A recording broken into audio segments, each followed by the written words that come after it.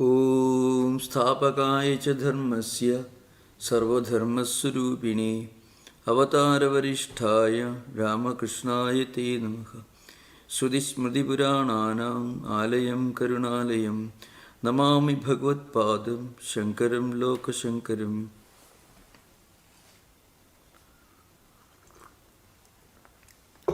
So, this Mahavakya discussion continues.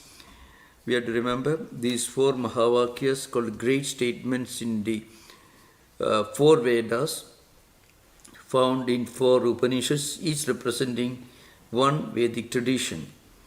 That is Tattwamasi, that's what we are discussing today. Tattwamasi is Upadeshavakya, it is in the form of an instruction. The instruction means, well, Dalaka, the father, the teacher, instructs his student and his son that the supreme truth, that is the essence of everything that you are trying to realize, it is non-distinct and non-different from yourself. It is you yourself. Tat Tvam Asi. This is the Upadeshavakya. And as I mentioned earlier, when a spiritual seeker is fully qualified, he will immediately understand its meaning. And that meaning strikes him in the form of an experience, Aham Brahmasmi, the supreme truth, that's the essence of everything, that is the ultimate cause of everything, that is the supreme reality from which the entire universe emerges, where it exists, and towards which it gets dissolved. That is, that Brahman is I am myself. Not the physical body, but the divine truth within. This is the idea.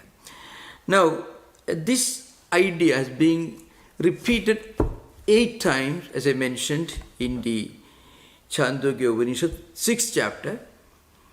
8 times repeated, one instruction, then that instruction is repeated 8 times. So there are a number of examples. Each time when it is repeated, it is supported by one example. There are many examples. Example of Negrodhapala, kind of the father asks the son to bring a fruit or nuts or something, breaks it, and ultimately what you find inside, you reach a point where nothing is found. What you cannot see, but what exists there, with the essence of the tree, from the seed that's broken, again and again the outer shell is removed, again and again the inquiry is made towards the essence of it. Finally you reach a point, there is nothing left. Well, that point where nothing is visible, it is that seed which actually is the source of the plant, the tree, everything. So like that, this continues the example of tree. Now I am going to take 2 or 3 analogies just to give an example of this. One analogy is called is Shakuni Drishtanta. Shakuni is the name of a bird. It's a very, very wonderful example. The analogy is about a bird that is fastened, that is tied to a string, and the string is held in the hands of a bird catcher. And this bird, you have to remember, a bird with a long string attached to it, and the string is being held in the hands of a bird catcher, and the bird moves away. He flies all around. Finally, it has to come back to its own source. That is the place where it is held in the hands of a bird catcher. It cannot go 1 inch farther than the radius that will be the equivalent to the length of that particular string. Now, I shall read this, it's very interesting, then I shall explain. Yatha Sayatha Shakunihi Sutrena Prabadho Disham Disham Paditva Anyatram Ayatanam Alabdva bandhanameva upasrayate evameva khalu soumya tanmano disham disham paditva anyatra ayatanam alabdhva pranameva upasrayate pranabandhanam hi soumya mana. Actually, you can find this kind of repetition, pranabandhana hi soumya mana.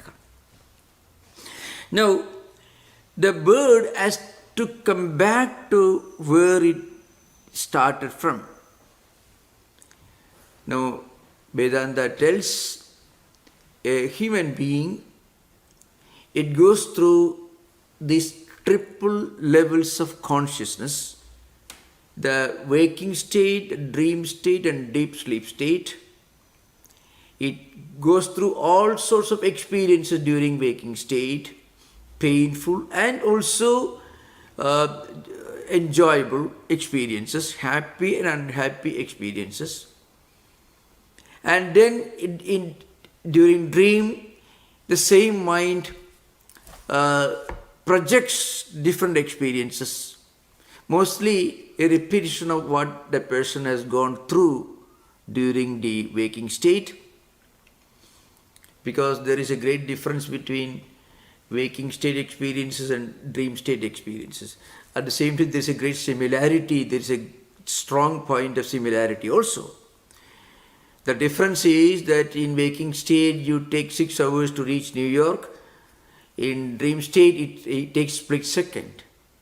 Everything is mental. Physical senses of perception and senses of action are not involved. Only mind is involved. So it is subtle. So there is difference with regard to speed, time, place and so on. The waking state experiences are gross and dream state experiences are subtle. And now all these painful experiences come to an end when you go to deep sleep. Now in Vedanta, there is an interesting point, remember. Deep sleep in a way gives you an idea of your real self. Because when you transcend waking and dream experiences, when you transcend pain and pleasure, happiness and unhappiness, good and bad, you transcend all this. And when you reach deep sleep, it's called sushupti, jagra, swapna, sushupti. Sushupti is a technical word. When you reach the sushupti state, the deep sleep state, you don't experience anything. But when you come out of the deep sleep, your mind is not blank. You feel, you experience, and you make a statement that you had a wonderful sleep, you had a wonderful rest, a wonderful relaxation. So, at the time of deep sleep, you are not aware of this. But after deep sleep, when you come back to waking state, the experiencer is there, but the experiences were also there in deep sleep, but the experiencer did not have the awareness of what he was experiencing in deep sleep, because it had come back to its own real state, which is beyond waking and dreams. So in this manner, every human being, every day, when he goes to deep sleep, he is actually experiencing what it would be like when I transcend duality, when I transcend pain and pleasure.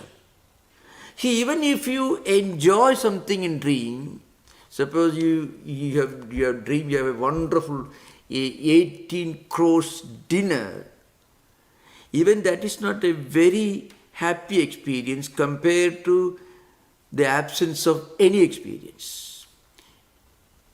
If a person goes on having dreams, wonderful dreams, he will not get full rest. He will get full rest only when he gets deep sleep. So that's why people go crazy if they are not able to sleep. It doesn't mean that they will go crazy when they are not able to get dreams. When they are not able to get the experience of deep sleep, then only they will go crazy. They become restless. A patient who goes to a doctor, he doesn't complain, I don't get dreams. He complains, I don't get deep sleep. Because deep sleep actually, whether you are aware of it or not, it takes you very close to the highest spiritual experience, which is the experience of transcending duality. In dream you have duality. You and the experience. You are the experiencer, drashta, and there are many things that you experience. So even if you get, as I mentioned, even if you get the finest, most enjoyable dreams, you do not get full sleep. You don't get bliss, you get only enjoyment. Because bliss transcends both pain and pleasure. The experience of bliss is an experience that cannot be really explained. Well, to give an example to a Western audience, let us say, the ultimate approximation that I can make is the experience of a mystic who experiences the presence of the divine naturally, effortlessly, not while attending a mechanical sermon or prayer. You go on shouting hallelujah or something, you don't get bliss. You certainly get enjoyment, but you get bliss only when you feel the presence of Jesus in your depth of your heart. From a mystical, I'm giving an approximation for the benefit of those who belong to Abrahamic faith traditions, because if you read the inner chamber of Saint Teresa of Avila, if you read the autobiographical writings of Saint Teresa, inner castle, going down, going inward and inward, inner castle, where you transcend all barriers, more like from Annamaya Kosha, Manomaya Kosha, Pranamaya Kosha, Vijnanamaya Kosha, Anandamaya Kosha, roughly approximation. So also when you really make a prayer, there's one point where your prayer becomes silent. It transcends words. That's the ultimate of prayer. A prayer that doesn't take a man to meditation is not real prayer, because the purpose of every verbal prayer is to go beyond the verbal dimension of prayer to reach the experience dimension, and the experience can only be explained in silence. Similarly, the blissful experience that a person gets during deep sleep, it takes you closest to what we call samadhi. It is not samadhi, but it is different from samadhi, but it can in a way give you an idea of what samadhi means. In samadhi, a spiritual seeker, by practicing spiritual disciplines for a very long time, maybe for several life cycles, he reaches this experience with full awareness. In deep sleep, every day, a person reaches this experience without being aware of it. Because what is the proof? In deep sleep, you feel total restfulness. Why? Because the bird has got back to where it belongs. Sri Ramakrishna's Gospel, the same kind of analogy is made a much more graphic style. A ship that moved far away from the shore reached the mid-ocean. There's a bird there. The bird, it was resting on one of the decks of the ship. It left the ship. He went round. It went in the northern direction, southern direction, eastern, western directions. It did not find any place to rest on. There's nothing, because no land anywhere. Finally, the bird has to come back to the same ship. It comes back to the same place where it was resting before he started flying around. Similarly, every human being, every day, during waking state and dream state, he goes through all this pain and pleasure, good and bad. But even good experiences will not make you happy. That's an interesting thing. See, suppose you are the richest person, everything going on fine, still you will not be happy.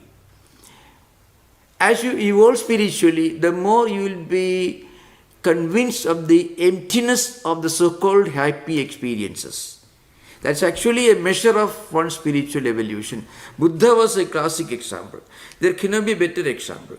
A man who was deliberately kept away from the darker side of human life, one day happened to see something. Because he felt a kind of restlessness. He wanted to come out into the streets. So his charioteer took him. He felt like a prisoner, living in the palace, healthy, strong, young, all people, all admirers around, plenty of money, eating luxurious food every day. But that did not make him, that did not give him bliss. It may have given him enjoyment, but enjoyment can make you tired of enjoyment. When a person evolves in spiritual life, he becomes more and more fatigued, tired of seeing and experiencing the so-called happy experiences. That's a point where a person's spiritual life actually begins. So this is an interesting example. So this bird, that's why anyatra ayatanam alabdhva, it doesn't get shelter anywhere except the place where it was sitting before it left left the place, left the bird catcher's hand, or in the context of Sri Ramakrishna's example, before the bird left the ship, it was resting on the deck, on one of the ship's decks. Then he went round, flew in all directions, did not find any shelter, it comes back. So this is an interesting thing. So that then it says pranabandhanam ki saumi manaha. Here we have to remember the bird has to come back to its own place. Finally, it returns to the only refuge at the place where it is fastened. Like that, every soul has to get back to Atman. When it is done deliberately, consciously, with full awareness as a part of spiritual discipline, then it becomes real. But when it happens every day, automatically, without any effort, it doesn't really benefit us spiritually, but it benefits us because without sushupti, without deep sleep, no one can live in this world, because our mind and senses get fully rested only in deep sleep. Similarly, our whole human life cycles come to a natural blissful termination only in samadhi. This idea behind. In fact, there are there are quite a few such examples are there, which I can mention. And also in the 6th chapter, for example, this Madhukrut Dushtanda. This is another from another angle. Madhukrut in honeybees. Madhukrut means honeybees. So what is Madhukrut Dushtanda? It says, for example, Yadha Somya Madhu Madhukruto Nististhandi Nanatyanam Vrikshanam Rasans Samavahara Edam Rasam Gamayandi Te Yatha Yatra Navivegam Labande Amushyaham Vrikshasya Rasaha Amushyaham Vrikshasya Rasaha Asmiti Evameva Khalu Somya Ima Sarva Praja Sadi Sambadhya Naviduhu Sadi Sambadhya Mahedi. So again the idea. Give an example. Honeybees, they collect flowers, they collect honey from different flowers, different plants, different flower gardens. It travels in all directions and collects honey from various kinds of flowers. And then all these these different kinds of different varieties of honey are being brought, and they all become honey, because when they have got it is called honeycomb, then they are all mixed together. Now, when they become what we call honey, if you buy from market the fresh honey, that honey must have come from so many different sources. Honey bees must have brought it from different sources. Each drop of the honey will not declare, I am coming from that plant, I am coming from that garden, I am coming from that flower. No. That's what the Upanishad says, Te yatha yat tatra na vivekam labhante. They don't have this awareness, this discriminative faculty. I am coming from that plant, that garden, that flower, that distinct identity is totally lost. They all become one with one honey. Similarly, all human beings, here in the Upanishad, not only human beings, even animals are mentioned here. So, in another mantra it says, Vriksho va, Mashako va, Vyagro va, like that. Whether you are a tiger, you are a mosquito, or an insect, you are a lion, you are a deer, whatever animal, they all go to sleep. They are all, we don't know whether, but actually they don't get dreams. That's their view. I had opportunity to discuss these matters in veterinary doctors. They say animals don't have dreams because they don't have the memory system. They have instinct, which is an automatic memory, but not full awareness. So they don't have dreams. Because dream is possible only when you are able to retain in your mind the memories and experiences from waking state, and a similar experience is projected at the mental level. Similar, not identical, but similar, because no one can have a dream without some connection to waking state experiences. No dream experience can be totally detached from waking state experiences. At the same time, no dream can be exact repetition of, it's a duplication of waking state experiences. So animals cannot retain in their system memories, but even memories are retained only in the form of instinct. The instinct is not interrelated. So anyway, so actually the Upanishad discusses that problem also at some point. But I don't have time to go through. So we are concerned with one important Tattwamasi. It's the most important of the Mahavakyas. I mean, Tattwamasi and Aham Brahmasmi. So we'll discuss in detail. So it says, Te yathanna vivekam labhante amushyaham vrikshasya rasaha. I am the honey, the little different varieties of honey. They don't come and declare that identity. I am coming from that tree, I am coming from that flower plant, I am coming from that garden. No. Those differences are completely gone. They all become one single honey. Similarly, all living beings get completely unified in that one experience of deep sleep. When this happens, without awareness, without our being aware of it, it doesn't translate into spiritual wisdom. When this happens as a result of gradual and deliberate evolution, you become a saint, a sage. So Vivekananda says in different context, any fool can go into samadhi and come back without any change. Fools, of course, don't go into samadhi. The idea is that kind of samadhi is only deep sleep. That's the idea. He was using a very rhetoric style. He uses the word.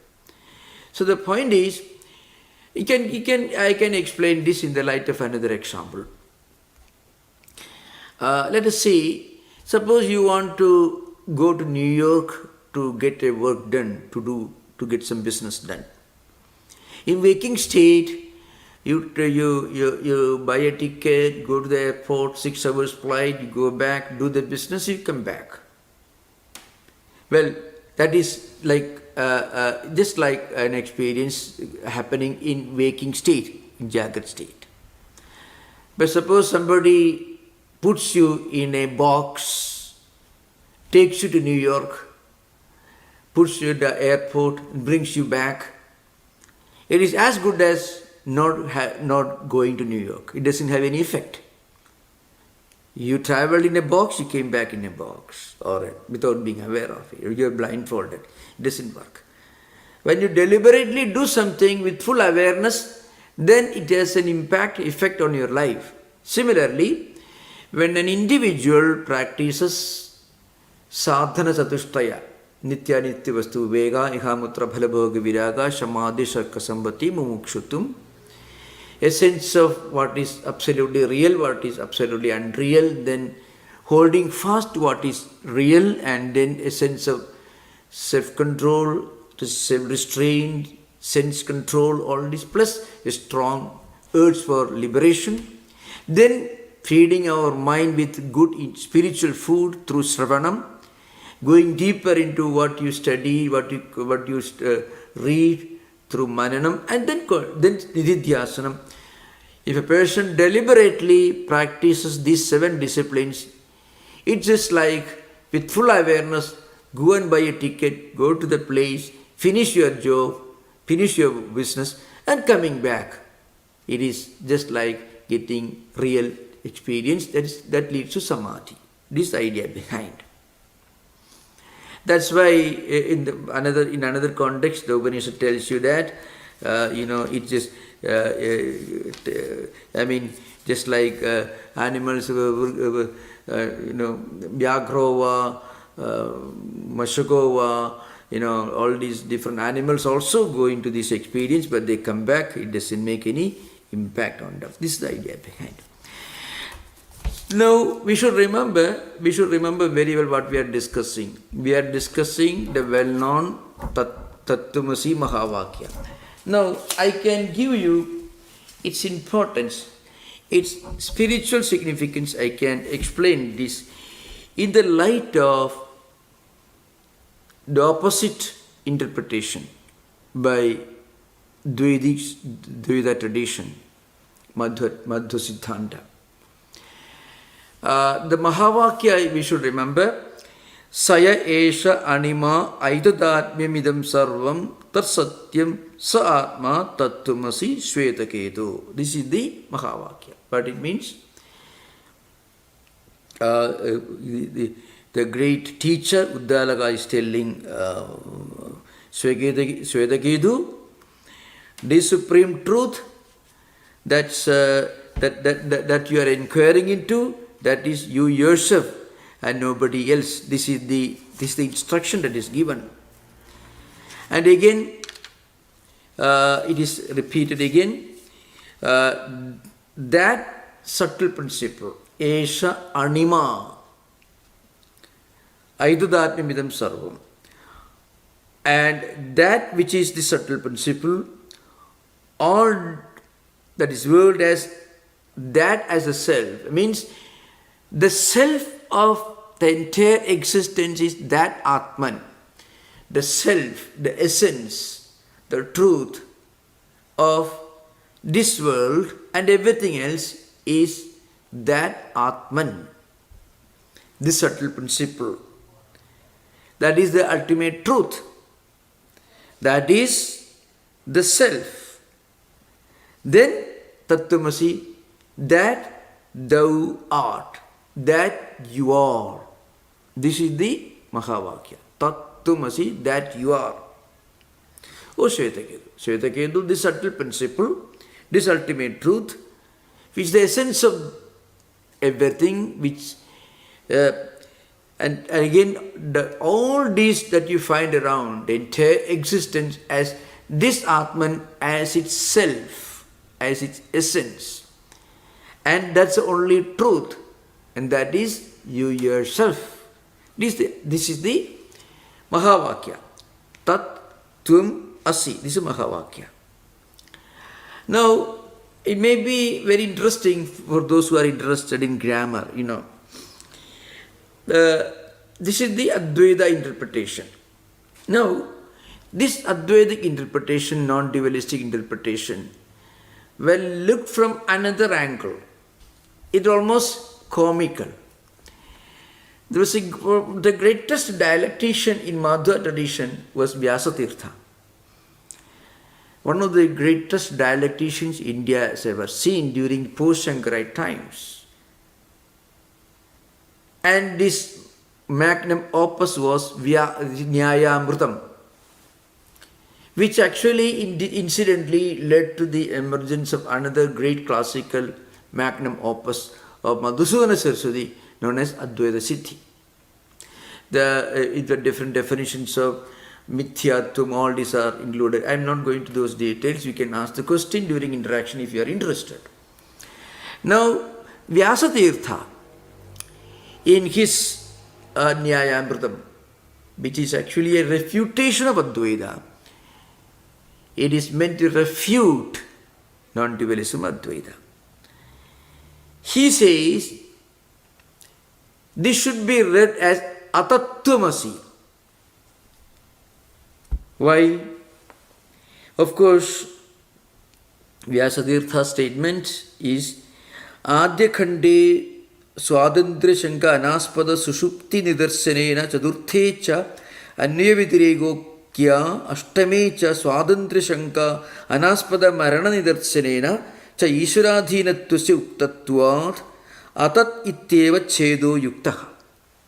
It's a complicated Sanskrit. Vyamrita is one of the most difficult books in India's Vedantic dialectical literature. But if you can try to read a translation, it will be an exciting intellectual adventure. Even English translation also will be great adventure. And of course, it's refutation by Madhusudana Saraswati, who refuted Nyayamrutam. And that well-known book is Advaita Siddhi, which I discussed on many platforms, many sessions previously. Sessions on Advaita Academy, I have given many sessions on the subject. Anyway, what it says is, so you can look at this word, you can see, Sa Atma Tattwamasi. So this remember, Sa Atma Tattwamasi. In Sanskrit, Sa Atma Tattwamasi. Now, Vyasatirtha says there is a akara, so which is somehow dropped, so it should be understood that there was an akara before ta, tattwamasi. Before ta, there was an akara. Atattwamasi. Akara is dropped. So, and this doesn't involve any violation of grammatical rules, according to. Another important well-known writer in Madhva tradition, his name is Gauda Purnananda Chakravarti. So he says, explaining or justifying Vyasatirtha's statement, Adat ityeva chedo yuktaha, means you should pronounce this as Atma Atattwamasi. So there is a A, another A. Somehow that A was gone. So it should be implied, it should be assumed that there is an Akara. Akara means A, the vowel. Because if you add A before a consonant, it becomes opposite. Tattvam Atattvam. That's the idea behind it. Satyam Asatyam. Satyam means truth. Asatyam means falsehood. The opposite of truth. So, this gentleman, it is Gauda Purnananda Chakravarti, he says the real meaning is not Tattwamasi. The real meaning is actually Tasya Tum Asi. That's the real meaning. Tasya means his. You are God's servant. That's the meaning.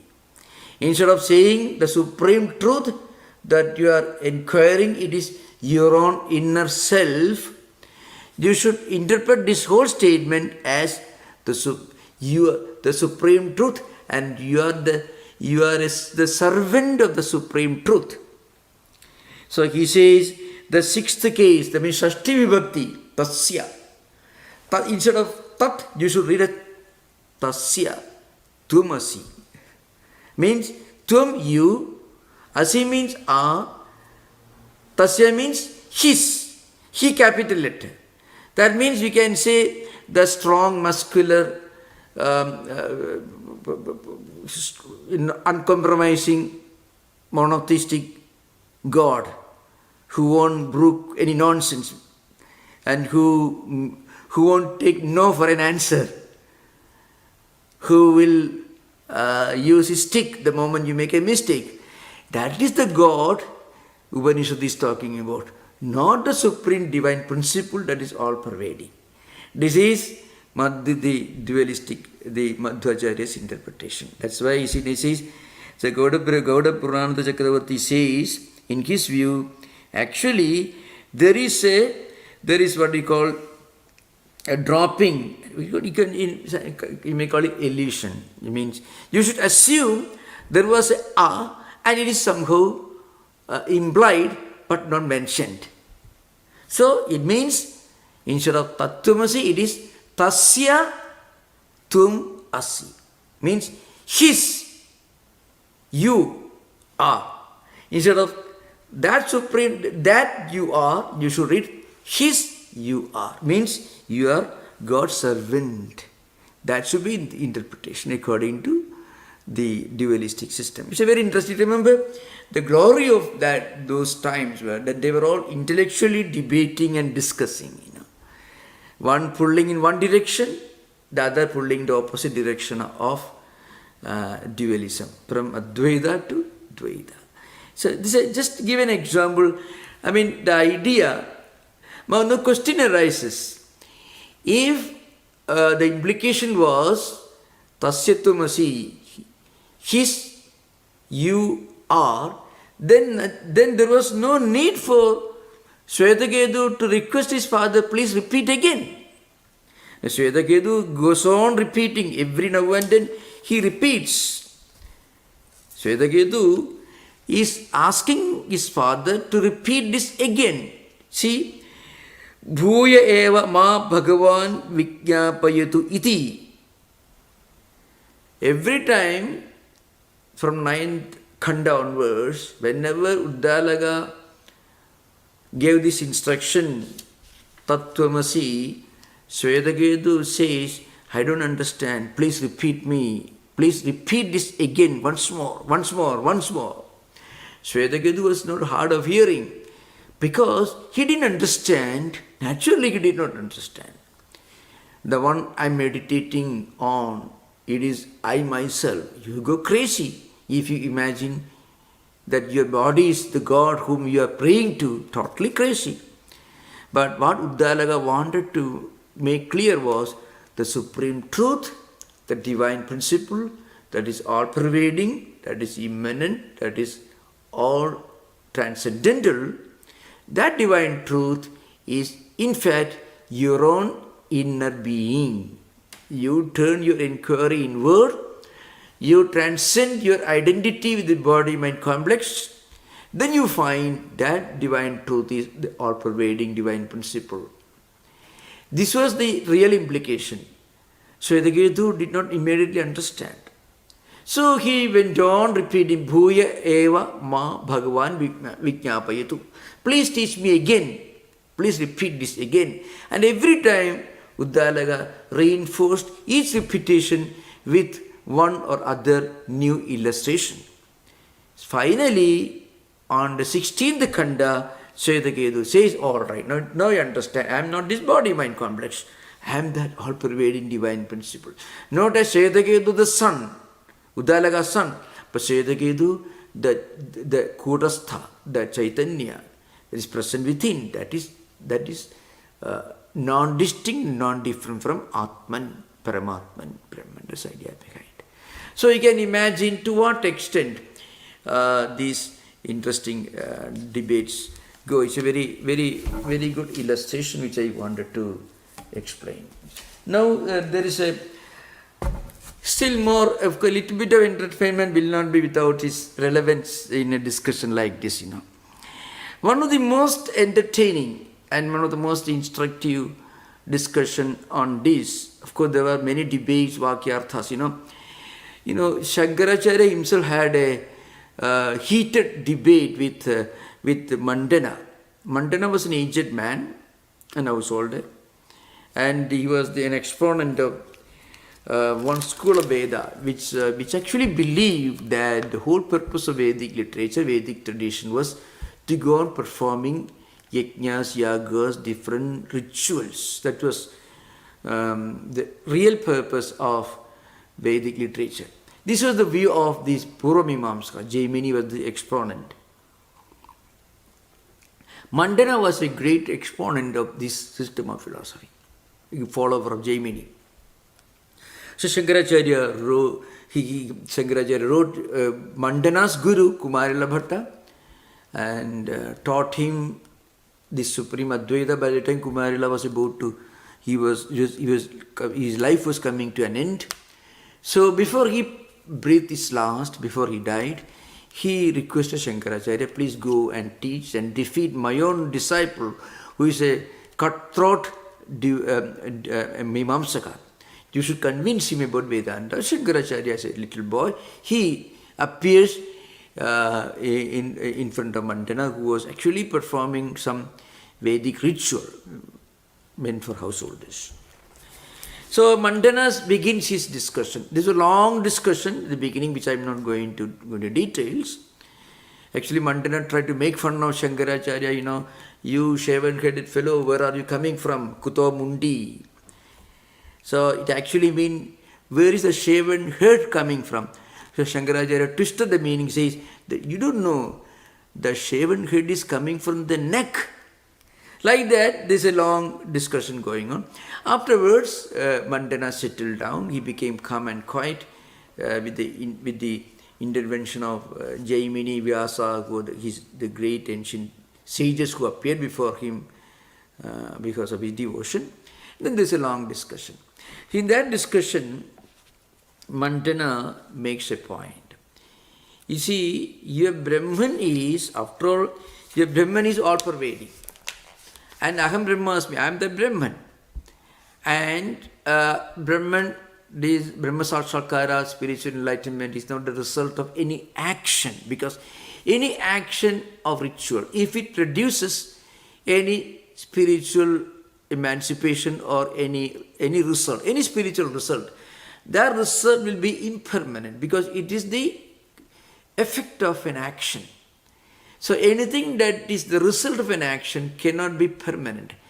Whatever is your true nature, which you are born with, that alone can be your true nature, your permanent nature. Suppose you buy a car, is the result of hard work, and you buy a car. So the car will not be permanent because something that you buy can be sold tomorrow, you may buy another car. But you are born with something that is not that is something that you don't get. That is your natural identity. So Aham Brahmasmi. And Vedanta tells you mokshasya karyatva. The liberation is not the result of any action or rituals or anything. It is not the effect of anything. It is your own true nature. All spiritual disciplines, including the 7 disciplines that I mentioned just now, Nitya, Nitya, Vastu, Vega, etc., they are meant to help you to remove the wrong notion that you have got that you are not Brahman. See, the purpose of bringing light to that semi-dark room where you mistake there is a snake lying on the floor. What is the purpose of light? The purpose of light is not to produce rope. The purpose of light is, the bringing light is to remove the wrong notion that you have got in your head that it is a snake. You have got a wrong notion, you mistake the rope for a snake, and when you bring light, the wrong notion is gone. The fact it is a rope is a natural state. It is not a result of any action. You may go and bring a torch. Bringing the torch all involves different rituals, performances. And those performances will produce the result. That's the way, that is the Mimamsaka view. Shankaracharya says, no. It is our own true nature. Swata Siddha, Pratyaksha Siddha, our own true nature. So Mandana is giving an argument. He is trying to bring forward an argument. This Brahman, it is your true nature. Then why should you read Vedanta books, scriptures, meditation, puja? Why should you do that? You are Brahman already, nothing to do then. Go and sleep. Aham Brahmasmi, Sarvam Khalidam Brahman. These are Vedantic statements. Everything is Brahman. I am the Brahman. All right, then problem solved. Then why these Upanishad statements? They are totally meaningless. So Vedanta or Upanishads are not pramanas. They are not they are not epistemological tools for teaching anything. I mean, this is your true nature. So, and again, even if you disown it, you cannot disown it. It's your true nature. And in that case, why should you practice all these spiritual disciplines? Why should you study Upanishads, Vedanta? No need. The answer is, it is true we are Brahman, but right now it's only an intellectual idea. Even if you are convinced Advaitin, still only the intellectual concept. It should become a real experience, inner experience. For that you need to go through all these disciplines. So there is an interesting verse there. It comes in Shankara Digvijaya, written by Vidyaranya, who wrote this well-known life of Shankaracharya. There are many lives of Shankaracharya, 6 or 7, and this was a commentary on this was written by Dhanavadi Suri. But anyway, this is a well-known, maybe the most celebrated of the biographies of Shankaracharya written in Sanskrit verse. Bho yadikshma dhivate bhavadbhir deveshayor vastavam aikirupam vishuddham angikriyadeki tatra pramanam evam na vayam pratimaha. Well, see, this Jiveshwara Aikyam is okay. It is well known, it's so obvious. So why should you consider Upanishads as a testimony, as an epistemological tool? Why should we discuss this? It's a very interesting. So the answer, Shankaracharya's answer is this, this is a pramana. Because this highest truth was taught by great teachers like Uttalaga to Swetaketu. Therefore, this is the highest spiritual experience that Swetaketu reached slowly. He did not arrive at this experience at the beginning. He only heard it. Then from 8th Khanda to 16th Khanda, in 9 Khandas, 9 sections, this discussion continues. Only to in the 16th section, Swetaketu reached the experience level of what he heard earlier. This idea behind. Now again, there is another interesting. I am giving an example of how these Mahavakyas were being discussed among scholars. Mahavakya Tattwamasi, it doesn't involve an injunction. It doesn't act you to do anything. In Vedantic scriptures, you find Surga Kamo Yejeda. If you want to go to heaven, you should practice, you should perform all these Vedic rituals and so on. Yava Jivam Juhai. I mean, you should practice these rituals as long as you live. Many such statements are Vedic literature. You do this, if you want this, you do this. Like that. They call it Vidhi Vakyani. All kinds of vidhis are there. Certain vidhis are meant to help you to attain something after death, like Sarga Prapti, going to heaven. Certain rituals are automatically to be performed. If you perform them, you don't get any special result. But if you do not perform them, then the sin of non-performance will be on you. So you have to do something as a compensation, as a penance for not having performed that ritual. Like that, there are many injunction, statements of injunction, Vithivakyani is called this.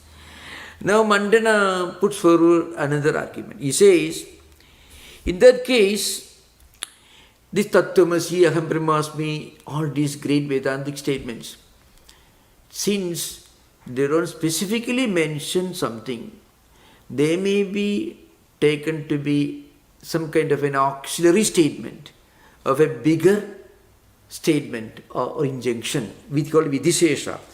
Apada Tattvamasi Vakya Yatisha Jive Shrayo Rabheda Pratiyate Athapi Makhadi Karta Prasamsaya Syat Vidishesha Eva. What it means? Vidishesha means Jiva Brahmaikyam, the Kudastha Jiva and Brahman Atman are the same. This is the essence of Tattvamasi. So, and doesn't mention any special ritual that you have to perform. In that case, okay, it can be considered to be an auxiliary or secondary portion of another injunction. If you do this, you perform these rituals, and then this will be the result. Or it may be just as just a statement of result. If you perform certain rituals, you get this experience, and the experience, according to Mimamsaka school, it means you get special favor from some deities whom you try to please by performing these rituals. Shankaracharya says no, it cannot be. It cannot be just a statement of a statement given as in the form of a result of performing certain rituals, because the statement doesn't include any injunction, kurvida, like that, like that. Any such, none of these injunctions are mentioned here. It is stated to be an experience that's not related to any action or performance of rituals. It's a natural state of spiritual evolution, spiritual awareness that comes to a person when he is endowed with all these spiritual qualities, like a sense of total renunciation of empirical worldly things, upholding the absolute truth, absolute reality, disregarding what is relative, and also as a result of developing qualities like self-restraint, self-control, contentment, concentration, and also as a result of a strong urge for liberation. Nitya nitya vastu vega ihamutra phalavyoga viraga samadeshaka sambati mumukshutum. And also through a lot of spiritual disciplines that you have to perform by reading, listening to higher spiritual instructions and reading scriptures and feeding your mind with spiritual food, and then through deep meditation, concentration, the meaning of what you read, and also by meditation at a higher level you internalize what you learn. This is the only way for us to transcend the realm of rituals and mechanical practices, and eventually to realize within ourselves that the supreme truth that we are seeking to realize is actually non-different from ourselves, but not in this physical dimension, not in the sense of this embodied being, but rather the supreme divine principle that is the indweller, that is the inner essence of all of us. So this is how the discussion continues. I have given just a sample of some aspects of this great statement of Mahavakya. You are most welcome to ask questions. Interesting. Thank you. Yeah. Namaste, Swamiji. Yeah. So my question is about, so is there a book, for example, which word-to-word translation of this Mandana Mishra Shankara discussions? What is a good book to read on that? Yeah. If you want, I think there is of course, in Kerala, the Kerala University must have brought, I heard, a translation of Shankara Digvijayam, one of Vidyaranya, that is a well-known book, and Swami Tattwamayananda has translated that book in English. So all these are different sources. Swami Tattwamayananda's translation published from Madras Math. Of course, Shankara Digvijaya is a well-known book. It has some commentaries by some scholars like Dhanapati Suri. He has also written a sub-commentary on Gudhartha Deepika of Madhusudana. So, it's a well-known book. Okay? Yeah. Okay. Yeah. Okay, thank you. Yeah. Maharaj, before we get to David's question, I'm going to ask about the timeline of that. Yeah. These debates that we're speaking of between the Dvaitins and the Advaitins, Madhusudana, Saraswati, these were happening in the 1600s and 1700s. Yeah, no, earlier. In fact, Earlier, okay. Yeah, that time, Vyasatirtha's time is around 15th century. 15th, okay. 15th, 16th century, that's yeah, because from 15th to 16th century, during the interval. Mr. Born in 1465 around our time and passed away in 1500 around our time. So let's say for 15 to 16th century. Vyasatirtha. So in the Madhusudana West, came later, who wrote a refutation of Vyasatirtha's Nyayamrita. Came later, 16th century. Yeah. Okay, anything analogous to what was going on in the West, the emergence from medieval times into Renaissance and later Age of Enlightenment? Of course, this happened before the Age of Enlightenment, now that you've clarified it. Yeah, from 16th century onwards, these kinds of discourses were taking place at two levels. Some great scholars will write a book, and that becomes popular among scholars again, and some other scholars from the other philosophical tradition will write a refutation of this book. This went on like that. From 17th century onwards, this intellectual dialectical warfare came to an end, more or less. And right now there are discussions going on, but not this sort of theological dialectical warfare, writing elaborate books. This Nyayamrita is an absolutely astounding work for the scholarship and also the dialectical skill, next only to Shankaracharya. Vyasatirtha was an astounding dialectician, and he was fully matched by Madhusudana, who wrote what may be called the most important dialectical philosophical work belonging to post-Shankarite time. It's called Advaita Siddhi, which one of the, it can be called something like the critique of pure reason of Vedantic tradition, Advaitic tradition. Yeah.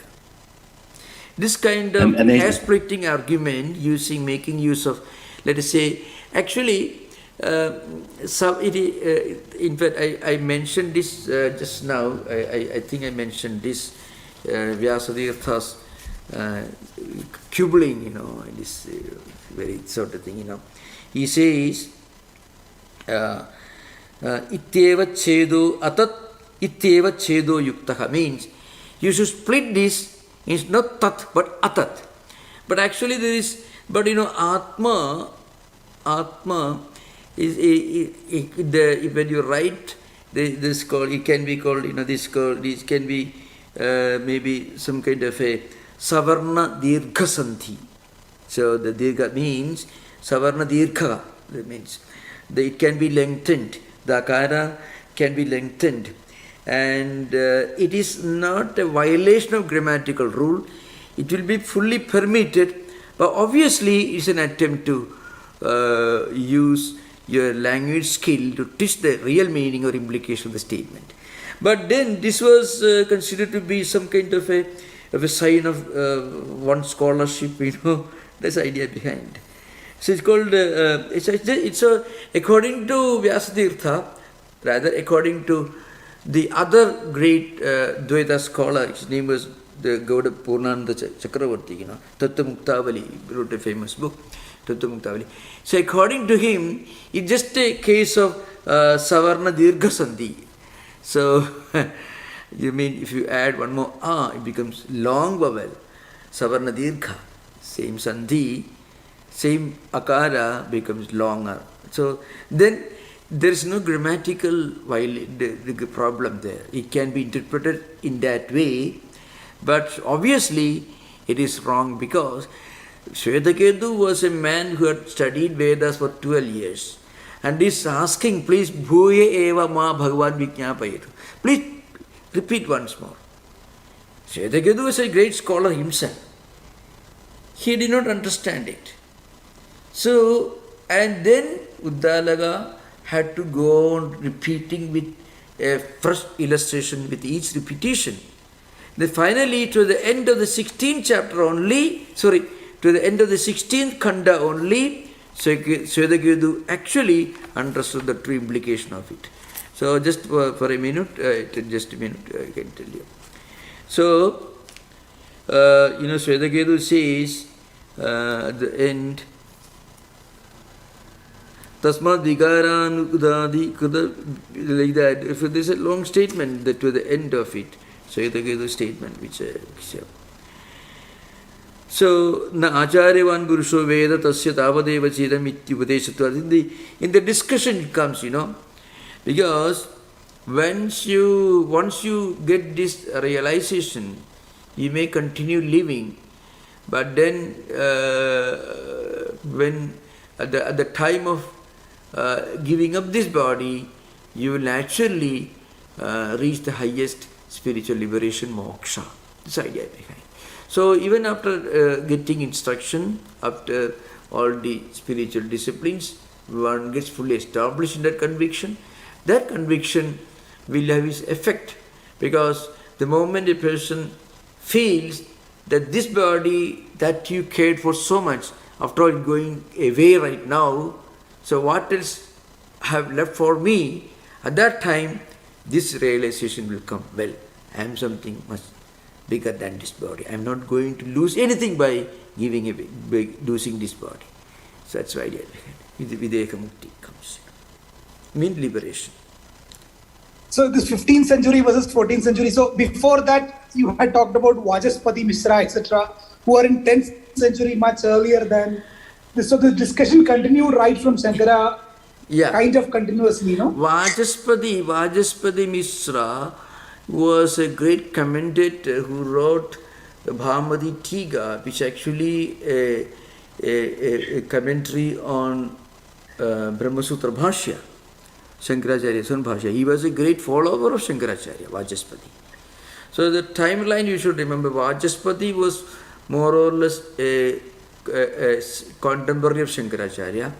From Shankaracharya's time, his disciples, especially Padmapada and Sureshwaracharya, wrote outstanding books. Sureshwaracharya wrote Brihadaranya Upanishad Bhashya Vartikam, Taittiriya Bhashya Vartikam, and Vajaspati Misra wrote Bhamadi Tiga, and then Padmapada wrote Panchapatika. So these three great writers, they gave birth to three different schools. One is Vajaspati school called Bhamadi Prasthana. Padmapada school later came to be known as Vivarana Prasthana, because another great scholar, Prakashatma Yedi, wrote a commentary on Panchapadika, which became Panchapadika Vivaranam. So, and then Sureshwaracharya's tradition came to be known as Vartika Prasthana, named after Brihadaranya Upanishad Bhashya Vartikam. So the point is, discontinued, and they were fully established. Then in 12th century, Ramanuja and Madhva came. Ramanuja was an elder, was little before Madhvacharya. So Ramanujacharya did not go directly opposite to Advaita. His system is called Visishta Advaita. There is an element of Advaita in it. Also there is an element of Dvaita in it. But Vyasatirtha was, of course, he was the most prominent scholar who came in the line of Madhvacharya. Madhvacharya was the exponent of Dvaita system. It was diametrically opposite to Advaita. Diametrically opposite to Advaita. Just the polar opposites, so to speak. Even the Chaitanya system and the ISKCON, they're all actually, philosophically, they follow the tradition of Madhvacharya system. One way or other. I mean, not exactly, but with some changes. Wherever you find this is the only way, nothing else, there is an element of Madhva tradition there.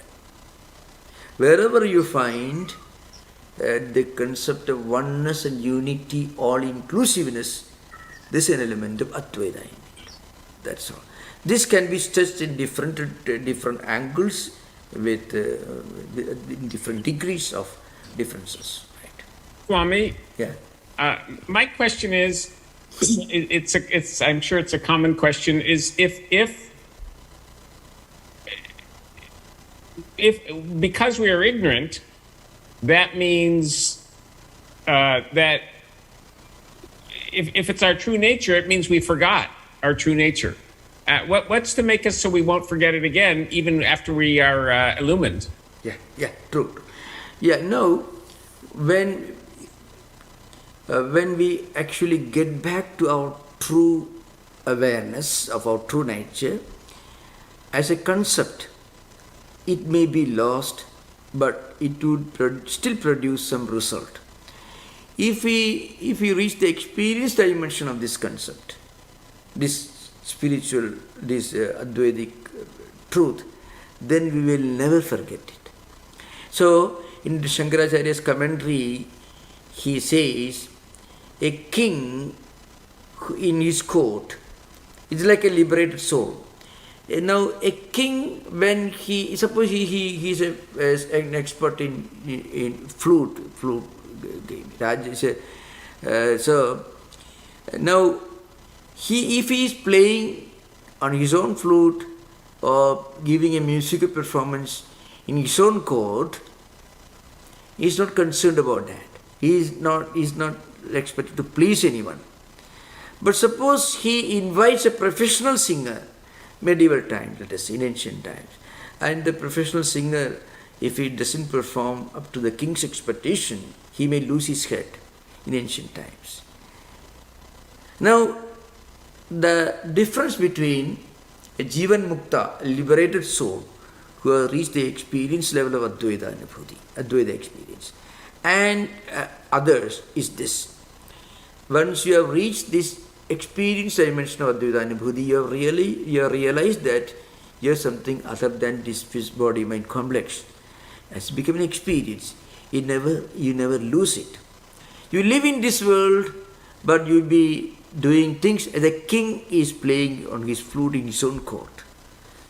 You do your best, but you are not attached, you are not worried, because you are living in this world. The whole world and your life in this world becomes almost like a sport. It's a hobby in modern times. If you have a hobby and if you are very much concerned, you fight with a neighbor because you lost a game, it's not a hobby. If it is hobby or sport, Leela, Logavattu, Leela Kaivalyam. It's one of the Brahma Sutras in Brahma Sutras. Logavattu Leela Kaivalyam. For Jivan Mukta, everything is like a Leela. Leela means sport. So, it doesn't mean that we become insensitive, we become negligent, we are floating in the air, nothing of the kind. It means you do everything most wonderfully well, but if something goes wrong, you are the least concerned. You have developed a kind of non-attachment, which is a natural characteristic of any person who has reached this level of spiritual experience. Just like a small boy, for him, candy is very important. When he becomes an aged person, he won't cry and weep if he doesn't get his candy. So like that, for his liberated soul, he knows that the world is essentially impermanent. Mithya, Jagat Mithyatum. So for him, nothing. Actually, I tell you, as a spiritual experience, the same happens to a devotee of the highest order. If you read the inner castle of Saint Teresa of Avila, when she reaches a very high level of the total identity, you find she attributes everything to God or Jesus. And let us say I'm talking in general way. Some higher divine principle. In place of Brahman and Atman, God is the place. God is the place. So when you do total surrender, then also you reach a point where you can look at your own empirical world and everything with a sense of detachment. Everything is the will of God or whatever it is.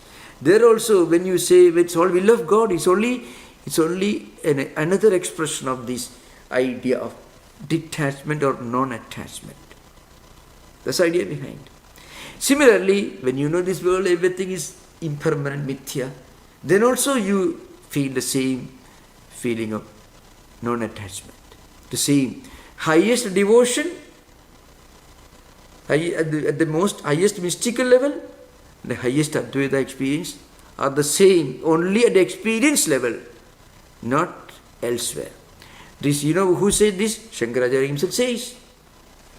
The same Acharya who wrote all these great Advaitic works, he is the one who made the statement, the highest experience of Advaita and the highest practice of devotion are the same, again, at the highest level. Maicha ananya yogena bhaktihi abhibicharini vivikta desha sevitum anabhirjana samsadi. It comes to the 13th chapter, 10th or 11th verse. There are some different versions. 13th chapter, 10th or 11th verse. The verse is Maicha ananya yogena bhakti abhibicharini. Abhibicharini bhakti means the highest, most sublime devotion, unwavering. Shankaracharya himself writes, Suddha, Nirmala, Na Vyabhijarana Sila, Vyabhijarani, Sachajnana. He says that unwavering, pure, ultimate, sublime devotion, that is the highest knowledge also. Knowledge means Advaita Anubhuti.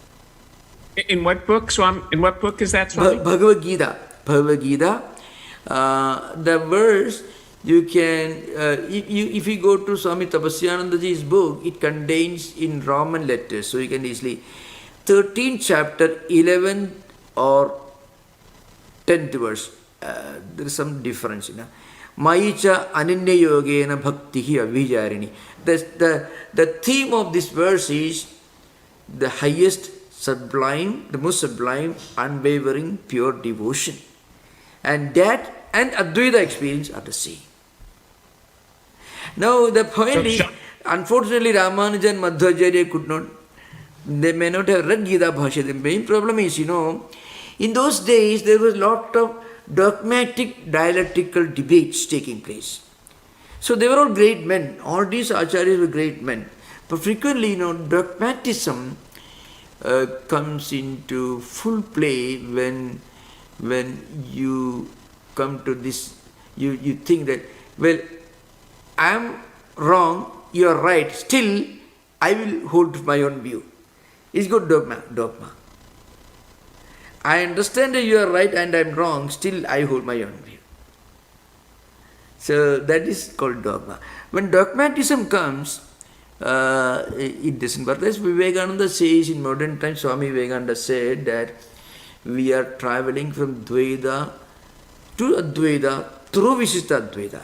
In fact, Shankaracharya in his own works, in his devotional poetry, elsewhere, he fully accepts devotion in its most sublime level. There is actually no scope for any kind of friction or disagreement in Shankaracharya's Advaita system. That's the idea behind. Okay, thank you for the question. Yeah. Good evening, Swamiji, Maharaj. Yeah. In the beginning of your talk this evening, you talked about the different states of consciousness, waking, dream, and deep sleep. Yeah. And you alluded that we as human beings need to be in that state of deep sleep in order to give the body rest. Yeah. My question concerns the process of meditation. I've heard that people that are able to meditate deeply, say for an hour, it's it's equivalent to like 4 hours of normal sleep. Does meditation give us the ability to sleep less? Yeah, actually, any opportunity to transcend body consciousness will give a tremendous rest to body. These are important things. So any experience that involves some kind of transcending body consciousness, it gives tremendous rest to the body. We become tired the closer we are to the body. More and more tired as we identify ourselves with the body much more and more intensely, we become more and more fatigued and tired. The more we can transcend our identity with the body, the more we feel fully rested and restfulness. In sushupti or deep sleep, there is this element of transcending body awareness, body-mind awareness. And that's why we feel sleep. That's why we feel sleep. Happy experiences may not give you sleep, frequently, or rest. When we transcend both happy and unhappy, total transcending. When in deep sleep, it happens without our being aware of it. In deep sleep, sushupti. In spiritual ecstasy, the Advaitic ecstasy or devotional ecstasy, this transcending comes as a result of our evolution, which again involves our practice of spiritual discipline. This is an important thing to remember. What we earn alone can be ours, not what we get in spiritual life. Our participation also is important, not because it produces the result, but because it produces this fitness. It helps us to evolve, to be aware of what we are experiencing. This is an important thing to remember. That's why I gave this example. Any person who is deeply spiritual, deeply devoted and devotional at the highest level, that person also actually transcends body consciousness. And he is able to practice the same kind of detachment or non-attachment which an Advaita, with a person with Advaita experience able to do. It's a will of God, a will of Lord, something like that. There also you are detaching yourself from it. Oh, this is nature of the world. This world is like this. Jagat mithyatva. Same. The idea the world is mithya. Oh, so much the world. You can dismiss all this as part of the inevitable nature of this impermanent world, if you are not doing it. Or you can dismiss all this as an